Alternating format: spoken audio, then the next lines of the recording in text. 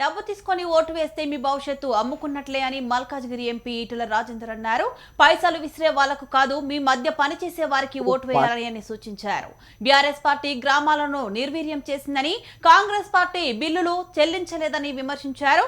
ఈ రెండు పార్టీలకు ఓటు వేస్తే గ్రామాలకు ప్రజలకు ఒరిగేదేమీ ఉండదన్నారు.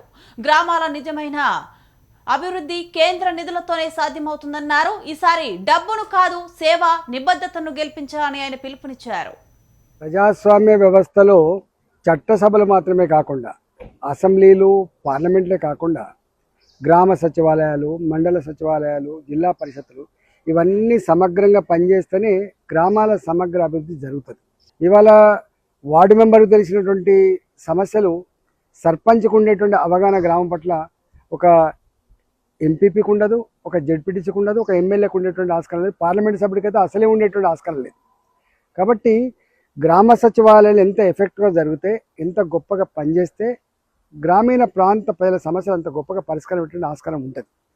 కానీ రాను గ్రామ పంచాయతీలని, మండల పరిషత్తులని, జిల్లా పరిషత్తులను అవి ఒక నిర్వీర్యం చేసి పడేసి బాసుల ఆదేశాలతో నడిచేటువంటి స్థాయికి దిగజార్చిండ్రు.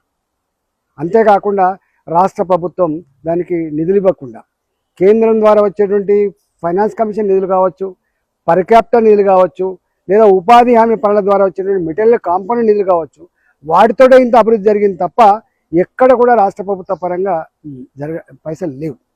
దానివల్ల ఇవాళ అనేక గ్రామాలలో సర్పంచులుగా ఎన్నికైన వాళ్ళు, వార్డు మెంబర్ ఎన్నికైన వాళ్ళు, ఎంపీటీసీలుగా పనిచేసిన వాళ్లకు బిల్లులు రాక ఇవాళ వాళ్ళ ఆఫీసుల చుట్టూ తిరగలేక, వాళ్ళ కమిషన్లు ఇచ్చుకోలేక అనేక మంది సూసైడ్ చేసుకున్నారు, సూసైడ్ అటెంప్ట్ చేసుకున్నారు. ఇలా ఏడుస్తూ ఉన్నారు, గురగొర ఏడుస్తూ ఉన్నారు. మేము మా భార్యల పుస్తల మట్టలు అమ్మి మేము సర్పంచ్లు గెలిచినాం, మా భార్యల పేరిట ఉన్నటువంటి ఆస్తులు అమ్ముకొని మేము పనులు చేసినాం, భూములు అమ్ముకున్నాం, ఇళ్ళు అమ్ముకున్నాం, కానీ మా బిల్లులు రావట్లేదని చెప్పి ఎంత ఏడ్చిందో మనం చూసినాం. ఇవాళ 2 ఏళ్ళు అవుతుంది కాంగ్రెస్ పార్టీ అధికారంకి వచ్చి, ఇంతవరకు వాళ్ళ పాత బిల్లులు చెల్లించలేదు. వాళ్ళు కమిషన్లు ఇచ్చుకోలేక, ఆఫీసుల చుట్టూ తిరగలేక ఇవాళ ఎంత ఏడుస్తూ ఉన్నారో మనం చూస్తూ ఉన్నాం.